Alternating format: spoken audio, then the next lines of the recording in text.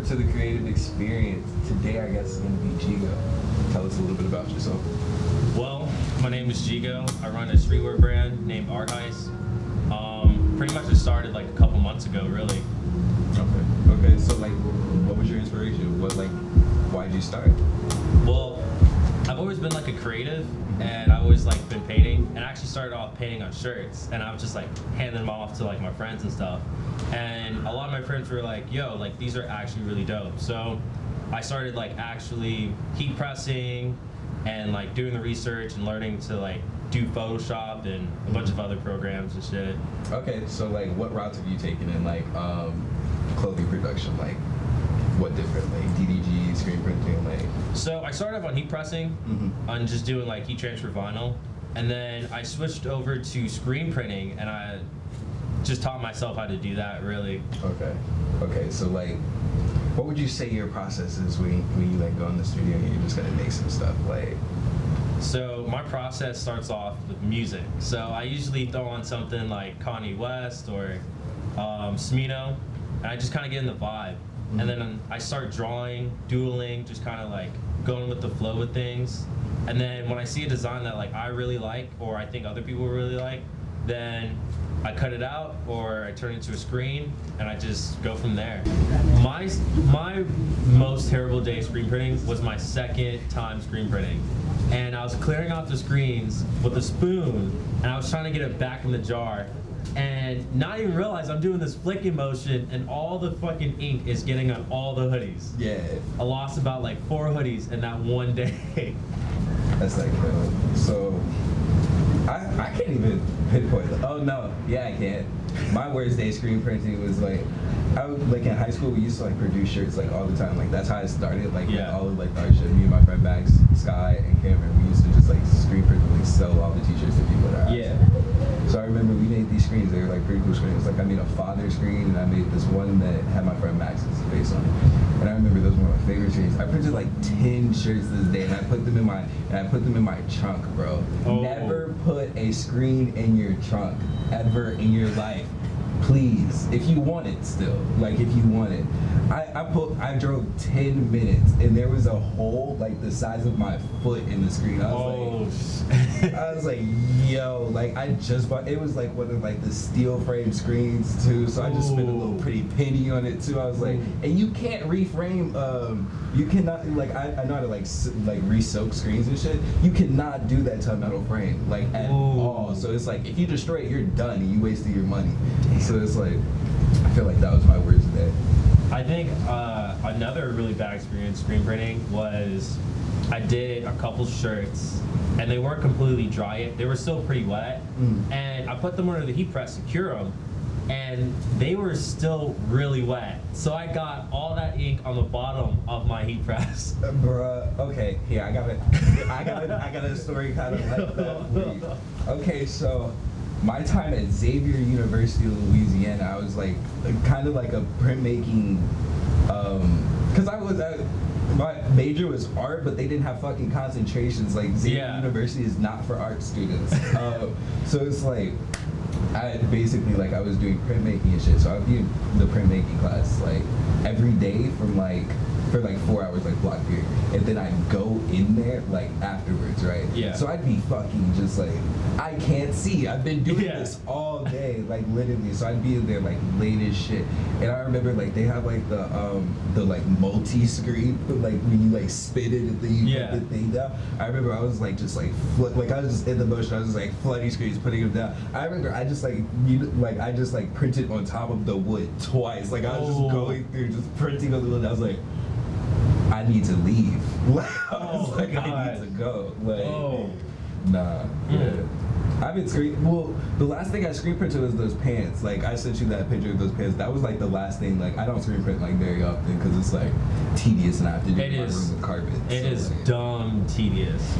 Oh gosh. It, like, just making a whole screen and then blocking everything off, make sure everything's straight, and then going into it And it's like if you like if you fuck up that burning, yeah, like that's it. Come on. And like you better have like a bunch of things to like print on, because like if you do like 3 shirts or like 2 hoodies or something, it's just like not enough. It's not worth the time. The time you put into making that damn screen is not worth the time for you like need 2 to make hoodies. something that's gonna last. Like that's screen printing is like.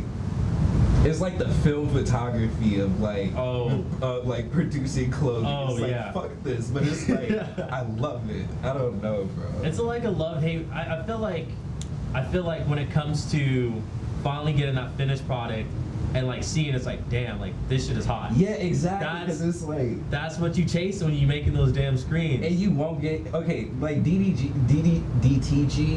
direct to garment. Like you can get kind of like the same thing, but it's like screen printing. You're like that ink is inside of that shirt. Like it's like I feel like it's just so like there. I don't know. I also feel like with like when it comes to DTG, like it comes out, it looks printed on there because it is printed on there, but like. The look of it just doesn't match like a screen print. And then when you touch a screen print, you feel that exactly. Shit. Like I like that. That's like one of like I love the texture of a screen print. I love it, especially when it's perfectly heat set and it's just like that little great. Like I'm telling you, I fucks with screen print is undefeated. Literally. What do you feel about? How do you feel about heat transfer? What would heat transfer be? Like heat transfer vinyl, or even worse, like how do you feel about like the printer heat transfer? Where you print them and then you can like put them on the shirts. We don't need to talk about those. You should not do those. Okay. I started off doing that. I'm not gonna lie. Like that's how like everybody starts though. Like I feel like I promise you I did the same thing, but it was like only for a little while because it was like I had like all the art teachers and shit there like my friends started screen printing. I was like, what are you guys doing?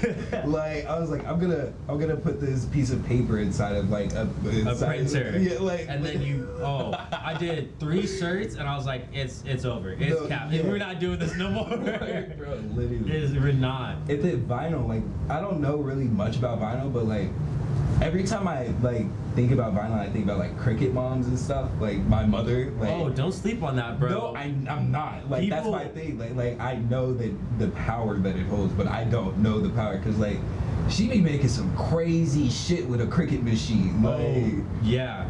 Oh yeah, a lot of businesses even like they just use Crickets too. Like really? Yeah, I didn't even know that. Yeah, cause like as I've been like researching and getting into like the whole fashion world, like I'm shocked of how many people just have like heat transfer vinyl, like the Cricket machine or the Silhouette. Yeah. And it's like it's a large amount of people, and it's not that expensive to get into to produce like a higher quality shirt from like the fucking printer heat transfer, you know? That's like, that's weird. Like I just like in-house like vinyl printing. It's like having a 3D printer on site at like an office. Like, I low-key had a 3D printer. Bro, like okay, what does a 3D printer do? Like, bro, I don't understand. Like it prints literally like what the name is. It prints in 3D. So you think of like any object and you can print it up. So you could be like, print this gun for me. Yes, and you can print that. Like, will it work? Like, yeah, it works. Like you can get pretty like into it when it comes to like what kind of filament you're using. You can use like wood filament, metal filament, like true plastic filament. You know, like. Dog, what? Okay, I'm gonna get a 3D printer and I'm gonna make every Creative Experience episode a 3D print. No more videos, just the 3D print. Yo, bro, like I've been into like a lot of that stuff. Like I feel like when it comes to like my venture to get to fashion, I went through like all different sort of stops before I finally got to like streetwear. Okay. Did you ever have any like inspiration like coming up? Like, did you see other people like making like clothing products and you like, I can do this too? No, I actually have like no one in my family who did like fashion. I just always been creative and I've always like being experimental and just kind of pushing the game, and I've always been into streetwear, and I kind of saw like streetwear was kind of lacking in a sense. Like there wasn't really much innovation. So I started Art Heist to pretty much bring art back to streetwear. Okay. So moving forward, what do you want to continue? What do you want Art Heist to like represent in the community? I want Art Heist to represent creativity. I want people who are creative or just people who just think about being creative to where art heist and feel special. So. Okay. So, ending off your interview, what would be your closing statements? What would you leave the people with? I guess closing statement is make sure you just start. Whatever it is, you just start it without even hesitating or planning it. Just do it. Facts. Nike. Thank you guys for watching The Creative Experience.